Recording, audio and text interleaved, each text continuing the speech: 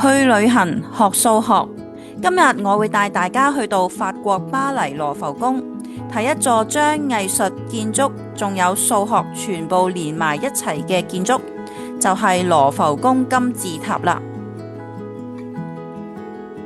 呢一座金字塔係喺1989年完工嘅，佢嘅設計師就係好出名嘅美籍華裔建築大師貝聿銘。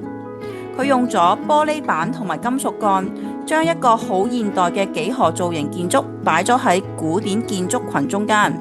一開始都唔係好多人接受嘅，但係最後佢亦都變咗巴黎嘅新地標。而且呢座大金字塔仲係羅浮宮博物館嘅主要入口，差唔多所有遊客入館嘅時候都一定要經過佢嘅。其實羅浮宮金字塔本身係一個四角錐體，佢嘅底部呢係一個正方形嚟嘅，高度係21.6米，底嘅邊長大約係34米。呢張相係喺羅浮宮金字塔入面影出嚟嘅，咁你會見到一個個菱形，大家睇唔睇到呢？金字塔本身嘅用料已經好特別啦，佢一共由673塊玻璃板組成，當中包括603塊菱形玻璃，仲有70塊三角形玻璃嘅。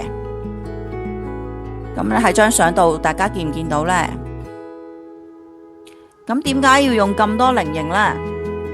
因為菱形係可以密鋪嘅圖形嚟嘅，即係話菱形可以無縫地一塊接一塊咁樣鋪落去，都唔會有空隙。另外底部再加返三角形嘅玻璃，咁就可以砌成一個大嘅三角形啦。原來咁靚嘅羅浮宮金字塔，除咗包含建築藝術，背後亦都隱藏住數學嘅影子嘅。咁我哋下次再見啦，拜拜。